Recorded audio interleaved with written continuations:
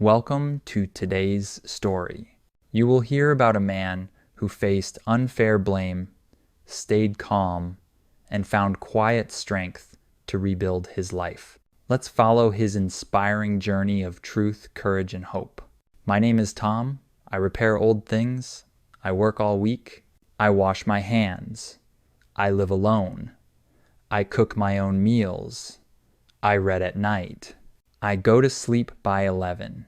My room is small, the walls are thin, the light is weak. The floor feels cold, but I am fine. I do not complain. I stay calm. I try my best. I grew up poor with only my mother. She worked long hours. She never rested. She told me the same words again and again. Be kind, be strong, stay out of trouble. So I stayed quiet. I walked alone. I helped my friends. I kept my good name. I learned to repair, to clean, to paint, to use my hands to make things last. I got a job at an old building. I fixed the pipes. I cleaned the floors. The people there hardly spoke to me. They nodded, then walked away. That's how it is. When you are poor, when you have dark skin, when you are quiet, they see your face and guess your life. They do not ask why or how. That winter day, the sky was gray, the wind was cold, and the snow was deep. I got a call at 9. Go fix the heat in Unit 8. I put on my coat. I took my tools. I took the keys and stepped outside. I went up the stairs. I knocked once. The man inside said, "Come in, it's cold." He looked upset. His voice was flat. He pointed and then walked away. I said, "Okay." I found the leak. The valve was loose.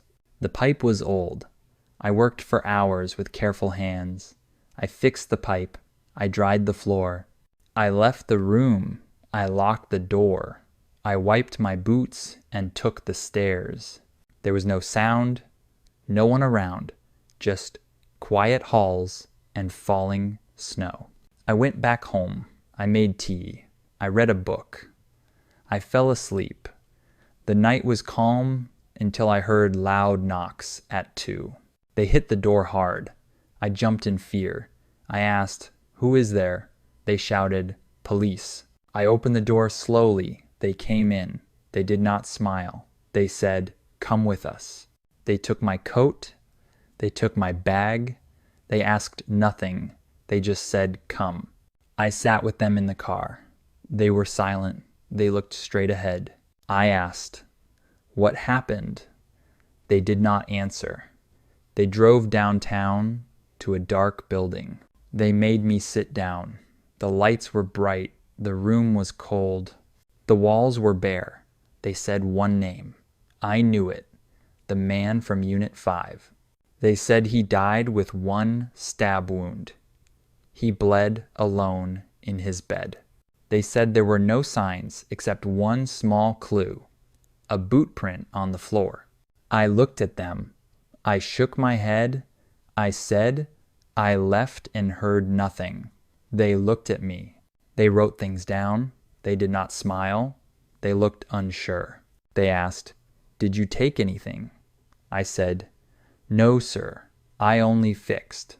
They said, "You were the only one there that day, and now he is dead." I said again, "I fixed the pipe. I dried the floor. I locked the door." They stared at me. They did not blink. They spoke quietly, then left. I sat alone. My hands felt cold. My mind was loud. My chest was tight. I felt fear deep in my bones. I knew this was unfair. They came back with photos. They showed me knives. They showed me boots. They asked, "Are these yours?" I said, "No, sir. Mine are not sharp." They said, "It matches the print. Your boot is old. It looks close." I explained the floor was wet that day. I may have slipped and left that mark. They looked again. Then they left. I waited alone for another hour. I closed my eyes. I saw his face.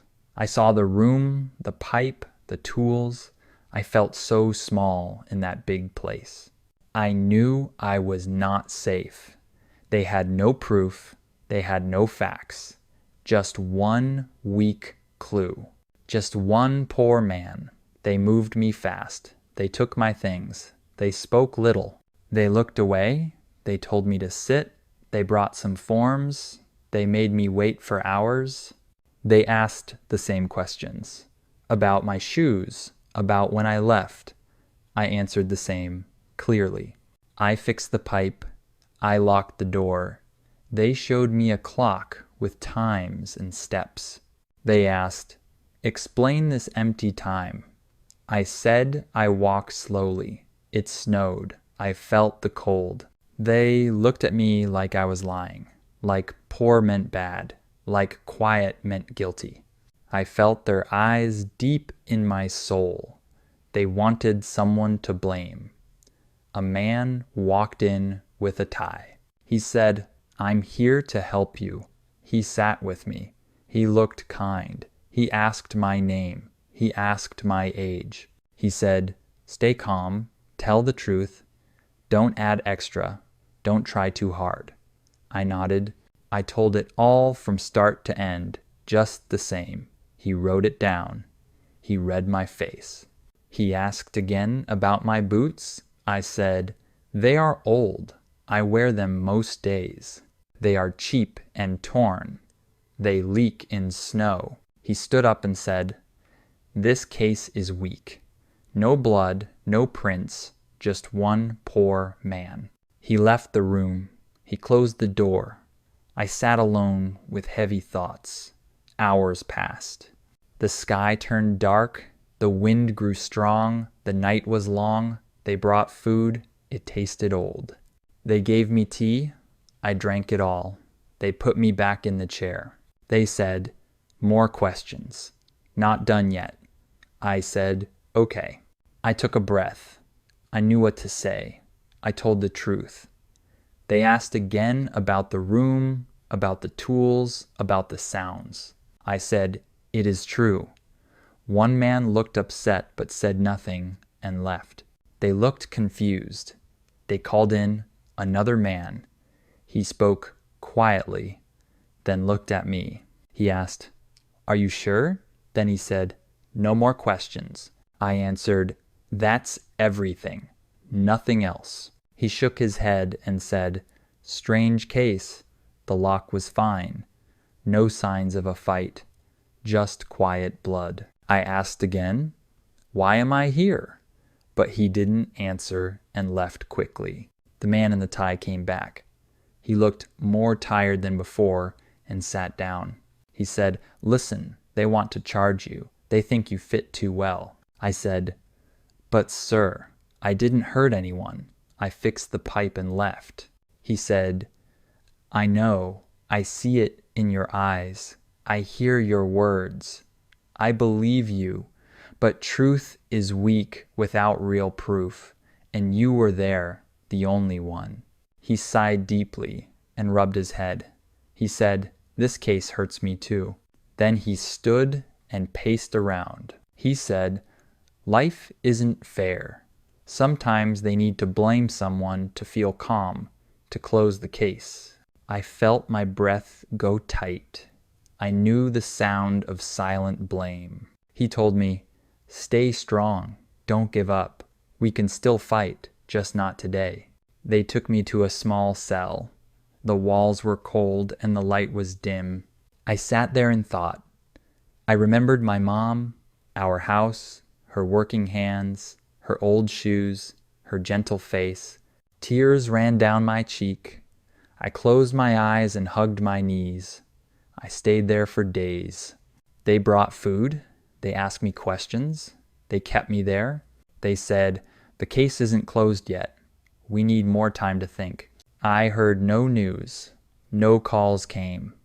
I missed the sun. I missed my tools. I thought about work, the floors to mop, the things to repair, and the calm I lost. A week later, they brought a man who said, "You can go for now." He gave me my coat and boots. He said, "Don't talk, just go home." I left that place alone. The wind was strong, the night was cold, but I was free, at least outside, though not in my mind. I walked home with slow thoughts. The streets felt strange. The lights seemed pale. The air was sharp, the snow was hard. My feet were numb, my hands were cold. I saw my door and held my key. I paused, then stepped inside. The room was dark. The chair was moved. My tea was still there, but cold. I dropped my coat and sat down. I touched the floor and my bed. It all felt small, like it didn't belong to me anymore. I closed my eyes and took a deep breath. I felt a heavy weight on my back. There was no sound, no cars outside, no voices, just a quiet fear. I made toast, but it tasted dry. I drank cold milk. I sat in the dark. I checked my phone. There were no missed calls, no messages, just one old text. It said, "Stay strong," from an old friend. He sent it once, never again. I smiled a little, then put the phone down. I stared at the wall for hours. Next morning, I got dressed slowly. I went back to work. The boss looked at me strange. He didn't speak, just walked past and shook his head. I found my tools, untouched. Same as always, same as the weekdays.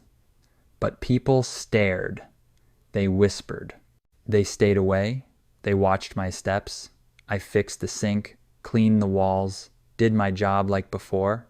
But I felt a big wall between my hands and their cold eyes. At lunch, I sat alone. The bench was cold. The soup was thin. One man walked near but turned away. He left his tray and walked out. The air felt heavy. My thoughts were loud. My chest was tight, my legs weak. I stood up, grabbed my mop, and kept working. Each step felt heavy, like shame had a weight, like their looks could burn. I didn't say a word. I tried to smile, but no one smiled back. No one came close. That night, I made tea at home. I read old notes from years ago. They talked about goals and dreams, like fixing 10 pipes and saving each week. One note was torn, but it still said, "Be kind and calm no matter what." I held that note. It gave me strength. It helped me breathe. The next day was slow. The sky was gray. My tools were wet, the floor damp. A kid passed by and asked, "You're back?" I smiled and said, "I never left." He looked unsure but nodded. He dropped his ball and walked away. I picked it up and gave it back. He said, "Thanks, mister," then ran and laughed. That moment brought me peace. It showed me not all was lost, that some still saw me. I stayed that day and worked hard. I fixed 10 things. I checked them twice. I cleaned the hall. I helped an old woman. She said, "You're kind." I answered, "Just working." She held my arm, smiled warmly, and said, "They're wrong about you. I know you're good." Her words were small, but felt like gold. They broke the wall. They melted the cold. That night, I slept with a quiet heart. I closed my eyes and dreamed again. I dreamed of hands, not cold, but kind, of people who stood, not ran. I dreamed of days when truth was strong, when being poor meant being strong, not alone. I woke up with hope. I made fresh tea. I stepped outside and faced the world. My name was clean, at least inside. I knew my truth. I knew my path. I walked with pride, not high, but steady. I felt the sun. I heard the birds. I said one line that helped me heal. You can be hurt and still be whole. The sun was low in the sky. The wind was gentle. The street was quiet. Everything moved slowly. I tied my shoes, put on my coat, locked my door, and headed out. I walked past shops and through the park. I heard a bird singing and watched the trees. The city moved softly, like things had changed but somehow stayed the same. I passed the school where kids used to play. I saw the bench where I often sat. I looked at the walls, now gray, like old hands had scrubbed them for years. A dog ran by, and a man called after it. I waved at him, but he just stared and walked away. His look was cold, not angry, but doubtful, like quiet blame. I went to the store to buy bread. I greeted the cashier with good day, but she didn't smile and looked away. She took my money without a word, closed the register, and fixed her hair. I left the shop with my bread, feeling a mix of quiet fear and quiet hope. I walked by the church with its doors wide open. I stepped inside. It was silent. The lights were dim, the floor was clean, the air warm, and the benches old. I sat down alone, bowed my head, and closed my eyes. I didn't pray or speak. I just sat still and let everything go. I felt my breath, heard my heartbeat, and noticed my hands trembling. I thought of my mom, her calm voice, her gentle smile, and her big dreams. She always told me, "Be true no matter what." Her words returned to me and gave me strength. They lifted me up and made me stand tall. I left the church with slower steps, but a stronger mind and clearer eyes. I walked back to my street. I saw a boy behind a window, someone I knew. He waved at me, dropped his pen, then waved again. I smiled back and felt a bit of joy, like I still mattered. That week at work, I kept focused. I stayed calm and on time. I fixed things, cleaned walls, and helped a man who dropped his bag. He said, "Thanks, son," and touched my arm.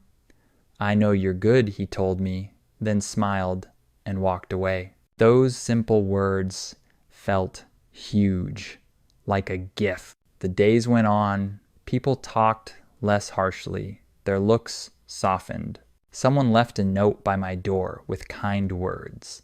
It said, "We see you try. We see your work. We see your truth." I cried, but it wasn't from pain. It was from hope and healing. One man came back. He had once judged me and walked away before. Now he said, "I heard you stayed while others ran." He shook my hand firmly and said, "I was wrong. You were right." I replied, "It's okay. I just want truth and peace." I fixed his lock, and he tipped me well.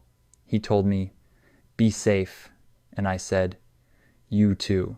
I walked home slowly.